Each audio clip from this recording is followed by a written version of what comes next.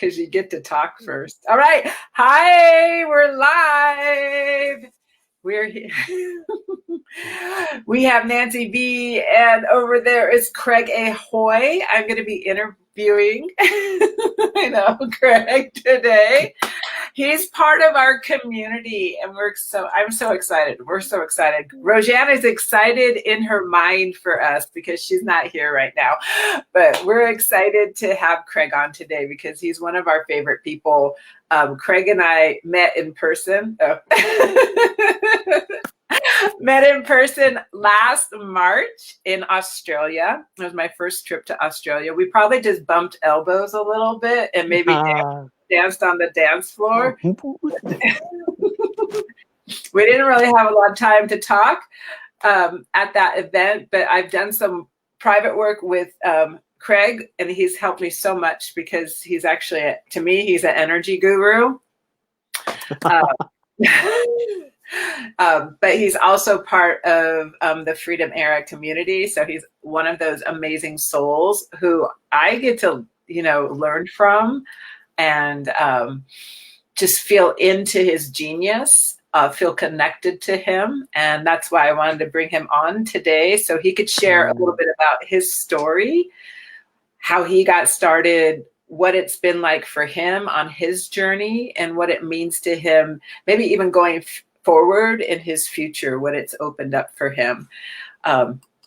So Craig, if you're ready, if you want to just introduce yourself a little bit more, if you'd like to, and then let everybody know a little bit about your background, where you were in your life before you came into the business of the Freedom Era. Yeah. Beautiful. Thank you, Nancy. Hello, everybody. Hello, everybody out there in the big wide world. The big wide world. Craig Ahoy. I live in Cairns in far north Queensland in Australia. Those of you that are geography buffs, Queensland is the pointy part of Australia on the east coast, that big pointy part, and I'm up towards the top of the pointy bit. So I live in the land of the Great Barrier Reef and rainforest and mountains and hills, and so yeah, that's where I live. I've been here about 10 years. I'm an energy healer. I've got all sorts of different phrases to describe who I am and what I do, and it might sound a bit funny, but I actually don't like to define what I am at times. And I think that's perfectly aligned with this business as well. But the reason why I don't like to define what I am at times is because sometimes if we define exactly what we are, then it doesn't leave any room for expansion. Yeah. So if I was to say I'm an energy healer, then am I allowed to be anything but an energy healer? If I say that, and I know even from the mentoring and the energy work that I do with people, the healing work, the like I said, the mentoring, a lot of the work that I do is very catalytic. So people that are drawn to me, they arrive one way and they leave another way. And often then they go off to become catalysts themselves. But this is a relatively new side for me, as powerful and as purposeful as it is. This is why I love the business as well, is because the business is helping to fuel that purpose and that passion. But if we rewind, we go backwards, then I'm a teacher, a high school teacher. I've been teaching for over 22 years now, and I still dabble in it here and there. It helps to pay a couple of bills as well. I'm a multifaceted guy. But the teaching has also given me a lot of ability to understand how to break things down for people so that they can absorb it and understand it and access things a lot easier.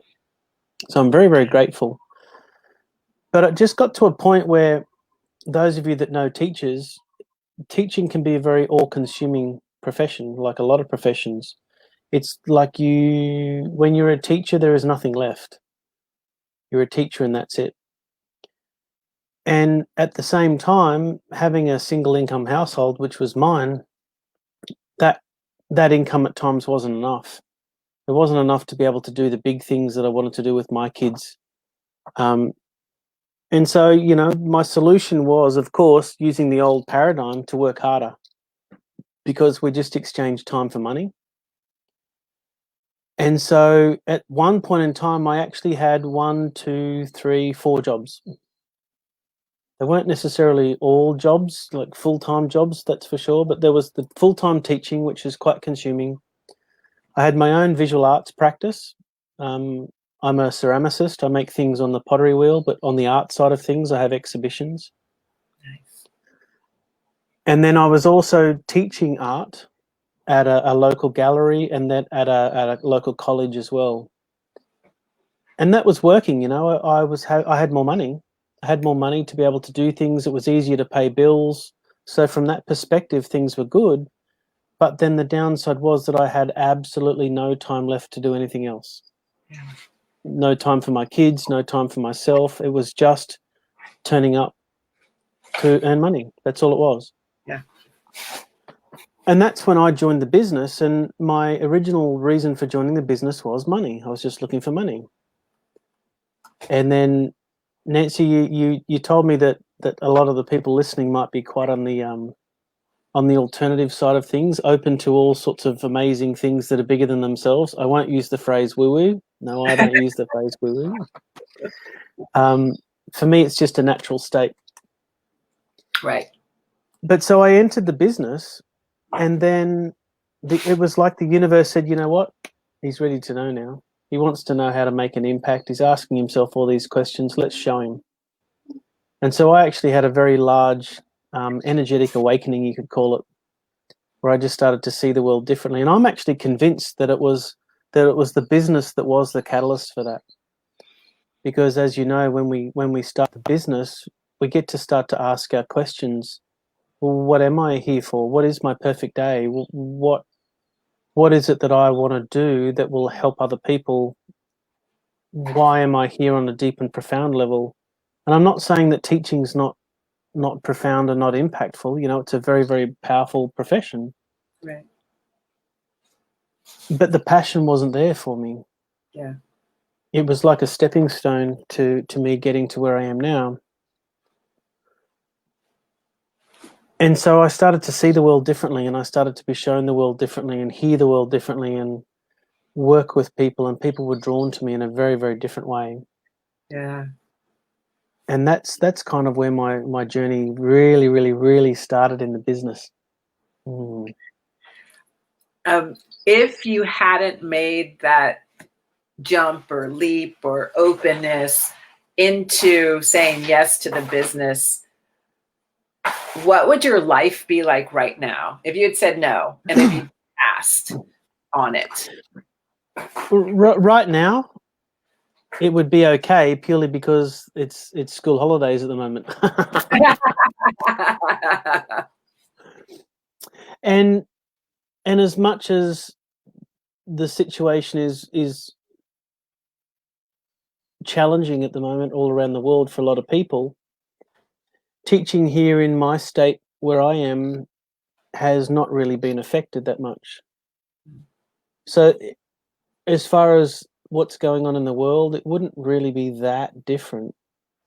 However, it's still based on that assumption that institutions are still doing the right thing, that institutions will stay doing exactly what they've been doing, and my job will be safe. Mm-hmm.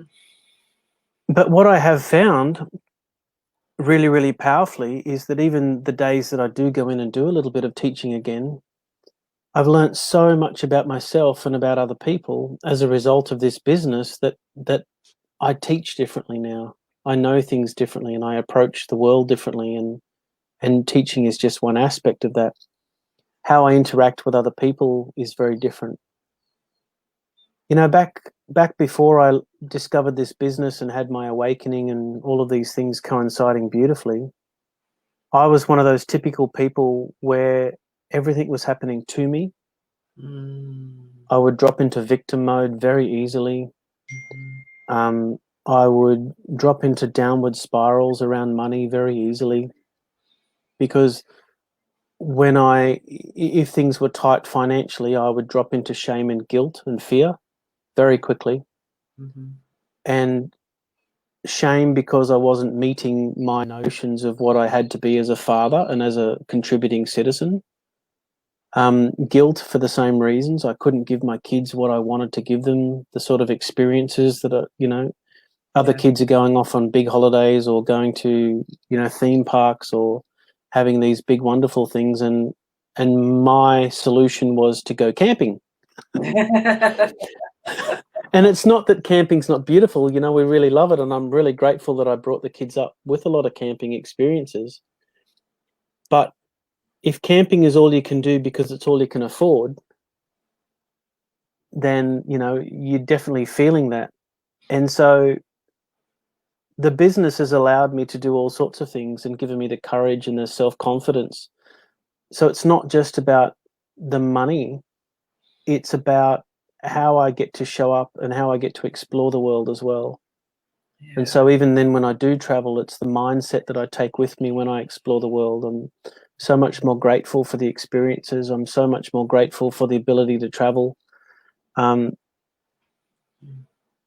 There's just so much more gratitude around the place. And it's flipping that story, flipping the script that life is happening to me, which is disempowering. Ultimately, if I'm looking around me and I'm constantly saying, well, they did this to me and they did this to me and they did this to me and it's all their fault, it's all their fault. Yeah, well, everything would be different if it wasn't for all these things that are out of my control. And one of the major learnings that I had was that all of that stuff is literally disempowering me. It's giving my power to that person and that person and that person, and I'm at the beck and call of that person, and I'm at the beck and call of this situation. When if we flip the script and we realize that life is actually happening for us, then even though we might feel like, well, we're not necessarily in our power right now, what we do get to feel ultimately is, well, why is it happening for me? What is the lesson? There's either love or lessons. We either get things that we love doing, which is easy. We don't need to see the lesson in that because we just get to, revel in the love and be grateful for all the love. And I'm, when I say love, it's fun, joy, Right. the beautiful things. Mm-hmm. Or we get lessons. We manifest these things so that we can learn from them. Mm-hmm. Even instances that it might be quite horrific, car crashes. Well, do you realize now how much you were relying upon your car? Oh, I do, yeah. Wow, yeah, I didn't realize until my car was gone. Even, really, really touching, moving, heartbreaking experiences like the death of a loved one. Sometimes we don't realize just how much we actually love somebody until they're gone. Right. And sometimes they actually have to leave for us to fully appreciate that. Yeah. And not only that, they have to leave for us to step up into a higher of ourselves. Yep. Very much so. Very much so.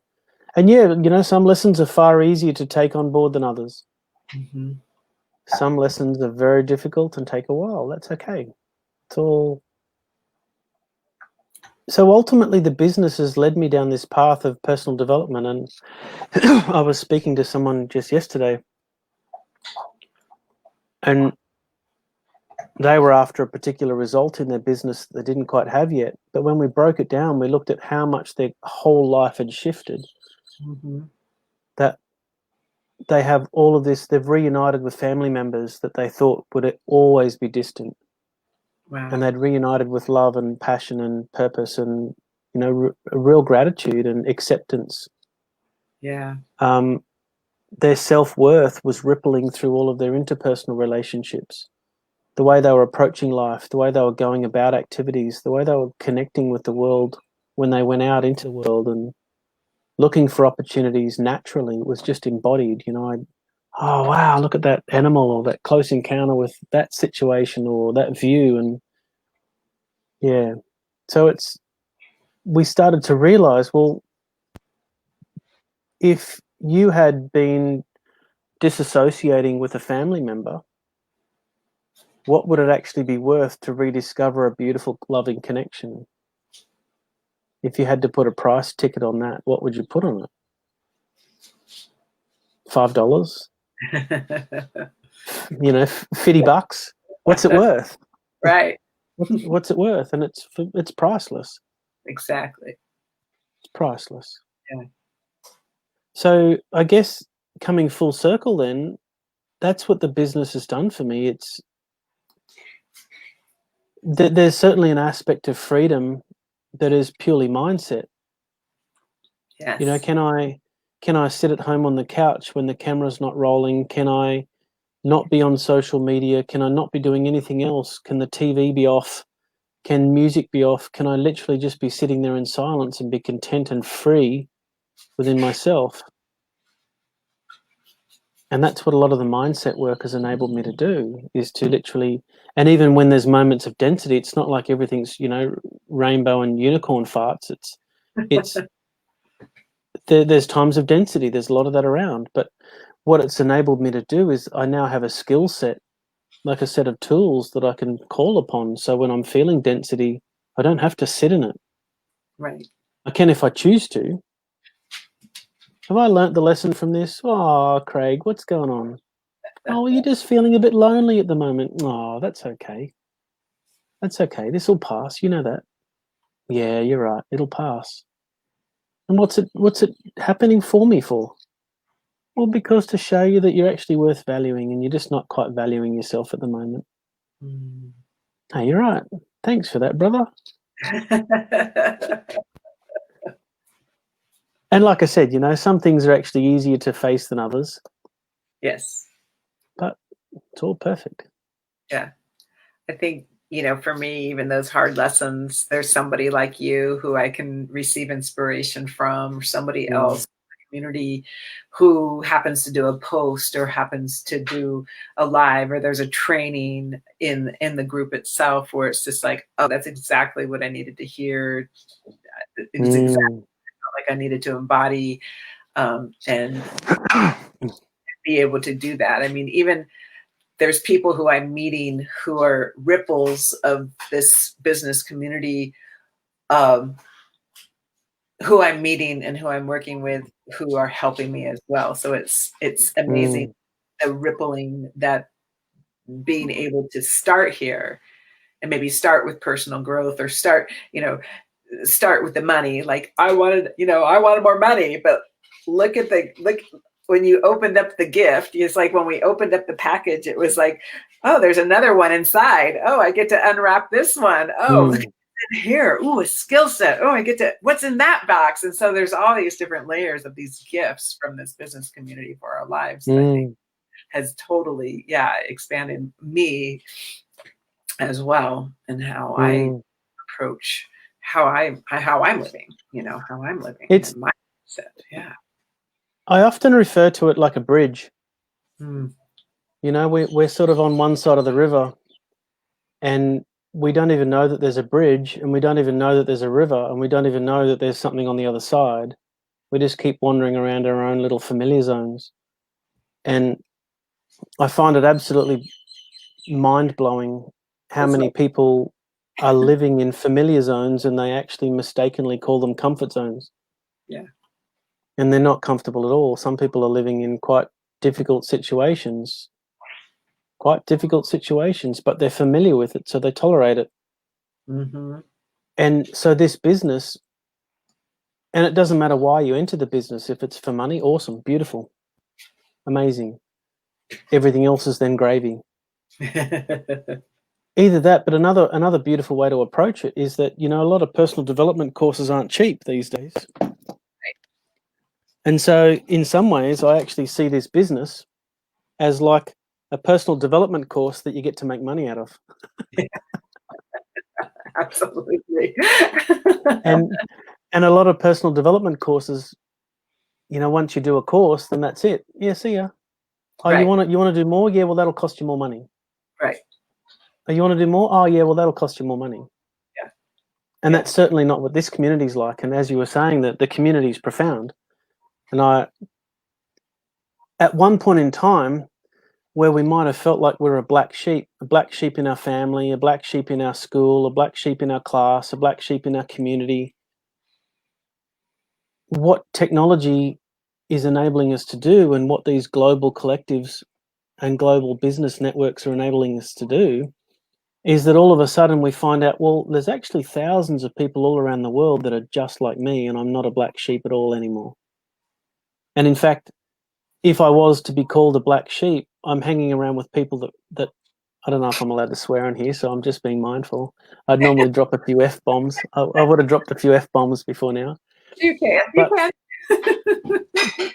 but we get to the point where we start to realize that, you know what, that person's black sheepness is actually their superpower.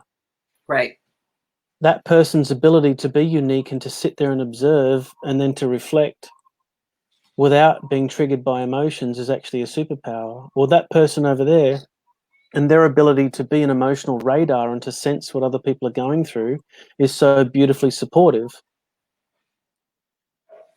Where in our own worlds, in our own family, in our own communities, in our own classes, whatever the story is that we're referring ourselves to and comparing ourselves to, it's like, well, that person is too emotional.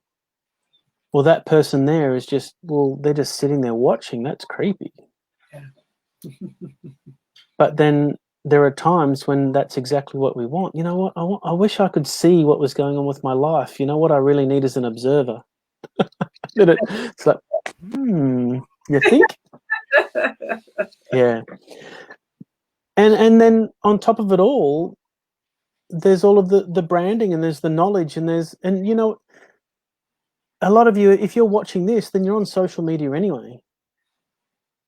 You're on social media anyway, and it is just so easy to just tweak what you're actually doing so that you personally get a lot more out of what it is that you're actually putting on social media, even if there's no business attached, even if there's no monetary gain from it, even you still gain from it. Right. You know, some people post on Facebook and it's just, oh, my life, shit, look at me. Give me all your attention, everybody. I want to soak it up. Oh, you poor thing. Here, have my attention and my life energy. And yet what we're learning through this business and through this network is that there are so many more ways to express what it is that you want, need, desire, but in an empowering way for yourself and other people. Right. This is where I was at. This is my line in the sand. Yeah. This is the point that I've just had enough. I'm feeling all this density, you know what? But I'm seeing the lessons in it. And you know what? My steps out of it, my bridge to get across this is to do this and this and this. Mm-hmm. And that feels so much better. Hopefully you got something out of this too. Thank you for listening. Thank you for watching. Thank you for engaging. And all of a sudden, you know, people, you're actually contributing. You're part of the solution as opposed to just being part of the problem. And how do we present ourselves? How do we do that? How do we be that? Well, we learn. It's not difficult. It's step by step. And there's more and more and more. And another aspect that I love about our big community is that it's so diverse. We don't expect anybody to be anybody. Yeah. Or we do. We actually expect them to be themselves. Exactly. And Yeah. as you know, there's what I'm blown away by constantly is that there are so many people doing this business so beautifully and successfully in their own way. Exactly. Yes. Some people are running ads. Some people, it's just purely organic. Some people, they set up communities and they love it. I've got communities of my own. Yeah. You know, and it's beautiful. I have to kick myself sometimes and say, well, you know what? Actually, you're making money out of this, remember? Oh, yeah, shit. I was just having too much fun. I didn't even realize it. I keep forgetting. Yeah. That's what it's like. It's actually what it's like. It's a whole new way of doing things, a whole new way of living and being that we get to embody. And people might not realize, but one of the ways that I approach this, Nancy, is that when I actually post, some people like to journal, but my posts are actually like my journaling. Nice. Not only am I sharing what I'm doing with friends and with family and with connections all over the world, but I'm also then sharing my learnings and my experiences and my gratitudes. Yeah. And it's almost like I find it quite profound, you know, now that I look back, that it's like I've really heavily documented my life. And that doesn't mean that that's what people have to do. It's just the way that mine has been working out. And you know, when Facebook memories come up, it's like, Oh wow, I'd forgotten about that. That's yeah, that was great. Well, what an amazing lesson I learnt that day. That Yeah. was beautiful. Thank you for that. Thank you for that. And you just discover people who resonate with you. You probably hear it too. Oh, I'm not into Facebook. It's just full of crap and it's full of drama and it's full of problems. Well, I'm sorry, not sorry, but that's not what my feed looks like. Right. My feed is full of positivity. My feed is full of growth. My feed is full of lessons and people celebrating and people being grateful. Even groups of my friends who were in really severe lockdowns. Well, they were actually having live dance parties from their house, and connecting with people all around and just having dance parties, celebrating and being joyful around those things. And that is one of the most profound things, is that when everything's said and done, our business is still operating even when lockdown is happening. Exactly. Exactly. If there's Wi-Fi and if there's postal deliveries happening, then our business is happening. Yeah. Yeah. Such a blessing, Yeah. Mm. Mm. I have these questions, but it seems like you've just been able to riff and answer them on your own without me even asking them. Is there anything else that you just feel would be a nice call or is in your heart to speak? Or I think you might like this one. okay. Within business, within life, within relationships, quite often we have this notion of an expectation of how we want things to happen. And then when they're not happening that way, we start to point the finger. It's like if we want somebody to make a decision, oh, come on, are you going to go out with me or not? Come on. Or are we going to book that holiday? Are we going to go on that holiday or not? Or what movie are we going to see? Come on, just make a decision. Come on, decide. And sometimes it's things like, well, should I do this business or not? Oh, I don't know. Oh, I don't know. I don't know. Oh. And one of the powerful things to realize is that everybody's on their journey. And sometimes even the fact that you've turned up and you're actually watching this presentation within this group, for example, is a major milestone, and that's a reason to celebrate. Yeah. And while other people might be frustrated by other people's indecisions, I think we get to actually realize that where people are at is where people are at. But one of the big golden lessons is that you also have self-permission to go just that extra step. And to realize, well, what is it? Why can't I decide what flavor ice cream I should have? Is it because I'm concerned I'm going to get it wrong?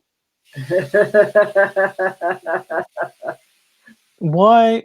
And we play with that and we extend that up. Well, if I choose the movie that we all watch, then what if nobody else likes it? Oh, it's all right. I would rather see a movie I don't want to see just so that I don't piss anybody off. And then when we start applying those same principles towards joining a business like this, for example, it's like, oh, but what if it's a mistake? What if I'm not worthy? What if I can't make it work? What if people judge me for joining this business that they don't understand because it's so different? What if people judge me because I actually start earning money when they don't earn money? What if people judge me because I'm showing up on social media and I'm actually positive when they feel like shit? Yeah. And the answer is that you're not alone. And that's what's so beautiful, is that space is held so beautifully for everybody within this container, where everybody is supportive, everybody is nurturing, everybody knows that wherever you're at your journey is perfect. And if you're ready to take the next step, that's even more perfect. And it's okay if we make a mistake. It's okay if we do something that we wish we hadn't done. It's okay if man, I knew I should have chose mint. This chocolate blows. But ultimately, it comes down to us. What is it that our soul is calling for? And see, the funny thing is, this is some of the work that I do with people. I heavily encourage people to drop into their heart to make decisions and to drop into their soul, into their gut. But one really profound reminder is that when we do that, when we drop into the heart, we're also running through our heart's filters. If we've been wounded, if we've been hurt, if we've been relationships have failed, if we think all men are assholes, then when we say, oh, is this the right guy for me? I don't know, I'm going to drop into my heart. Oh, and your heart is subconsciously saying all men are assholes. Of course he's wrong.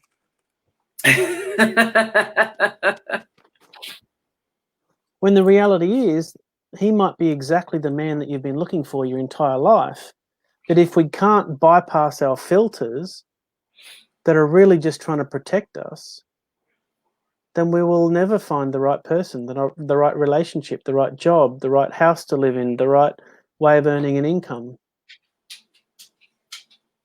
So yes, listen to your heart, but then also, and this is, I really love this, it's a really cool questioning technique for yourself. Is this the right thing for me to do? And our subconscious protects us and says, of course not. Of course not. Men are assholes. He's going to hurt you. He's going to sleep around. He's going to do something. Of course it's shit. So then take that question and send it higher. And it doesn't matter where it is. You just send it. Okay, cool. Thanks for that answer. I'm going to send this question higher and see if I get a different result. Should I date this dude? No, of course not. Not all men are assholes, but he could be one. Okay, cool. Thanks for that answer. Getting some clarity. I might send this question higher. Should I date this dude? Well, lots of men are assholes, but he's kind of cute. Oh, thanks for that. Send it higher. Should I date this dude? Actually, you know what? He seems like a really nice guy. Maybe you could give him a chance. Thanks for that. I might send it higher. Yeah, man, you just feel so soul aligned when you're with him. So soul aligned. It's so beautiful. Sometimes when we actually send these questions higher, we actually get to this higher state of consciousness and we realize that our initial reaction was actually just self-defensive and bullshit. And it's a part of our old stories and our old wounds. Yeah. So when we do things like, should I join this business? Oh, I don't know. It's an online thing. They're a bit weird, those online things. Or should I join this online thing? Oh, I don't know. You know, it looks like one of those things, one of those weird things. My cousins, uncles, brothers, sisters, aunt once went in those things and, you know, lost all their money. It's like wounding. We'll find what we're looking for. If we're scared, then we'll find reasons to fear. Hello, pussy. Hello, potty cat. If we are looking for reasons, I'm not sure if you've done this exercise before. Here's another example. If I say the phrase red, red, red, red, red, red, red, now look around the room. What do you see? Red. Yep. Yeah. Yep, exactly. And it's like that exercise. I don't know if you've ever done it. You know, you put a black spot on a piece of paper and you ask people what they see, and they see the black spot. They don't see the white. They don't see the whole white piece of paper full of potential. So isn't it interesting that in that exercise, you looked around the room and you bypassed thousands and thousands and thousands of other details and interesting things just to spot red stuff?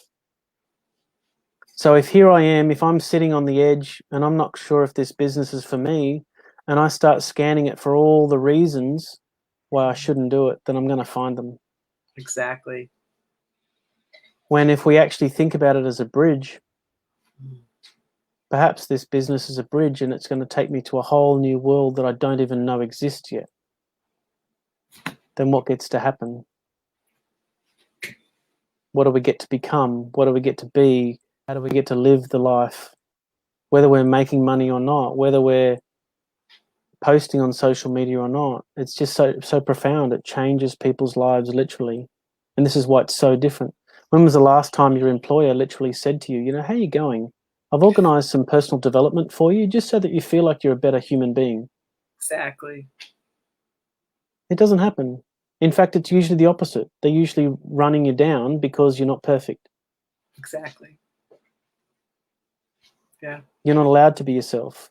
You have to be someone else. You have to be an employee. You have to be a representative. You have to be idealistic. You have to be what they want you to be. Yeah. What they want you to be. Yep.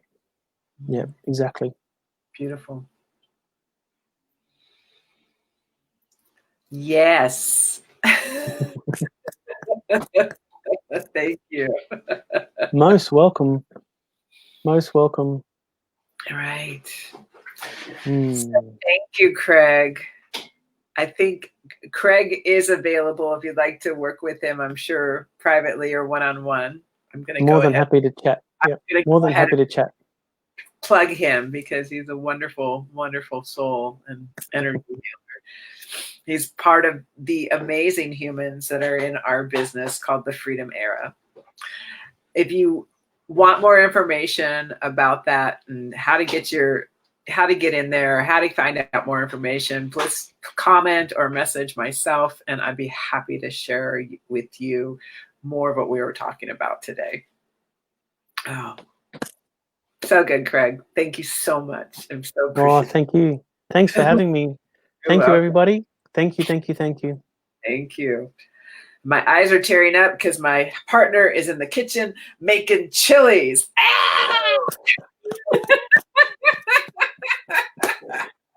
Hot stuff, baby. All right, everybody. Much love. We'll see you later. Bye.